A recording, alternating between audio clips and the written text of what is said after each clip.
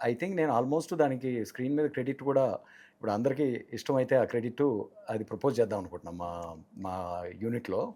Next cinema చేయబోయే యూనిట్‌లో. దేవకట్ట 2.0 అని పెట్టుకుందామా? అంటే ఆల్మోస్ట్ నేను అంత అంత నన్ను నేను రీడిస్కవర్ చేసుకున్నాను. హ్మ్. డజంట్ మీన్ హ్మ్. నా ప్రాసెస్ మారదు. నా హ్మ్. ప్రాసెస్ సేమ్ ఉంటుంది. హ్మ్. నన్ను ఏ కథ రాయాలన్నా ఒక ఎక్కడో నా నా ఇన్నర్ కోర్స్‌లో నుంచి వచ్చే ఒక ఎమోషనో లేకపోతే ఒక డిస్టర్బెన్సో దానిలోంచి వస్తుంది. హ్మ్. ఇది ఈ సబ్జెక్ట్ మ్యాటర్ బేసిక్‌గా. ఈ హ్మ్. సబ్జెక్ట్ మ్యాటర్ కూడా దాదాపు ఆల్మోస్ట్ ఒక డెకేడ్‌గా నేను రకరకాలుగా ఎక్స్‌ప్లోర్ చేస్తున్నా. ఎలా ఓకే. చెప్పాలి కథని? 1, ఎలా 1 చెప్పాలి? డెకేడ్ నుంచి. యాహ్! అంటే ఆల్మోస్ట్ ఆల్ మై హ్మ్. Ideas they grow with me. హ్మ్. లైక్ హ్మ్. యాస్ ఐ గ్రో నేను ప్రపంచాన్ని స్టడీ చేస్తున్న దానిలోనో, లైఫ్‌ని స్టడీ చేస్తున్న దానిలో నుంచే హ్మ్.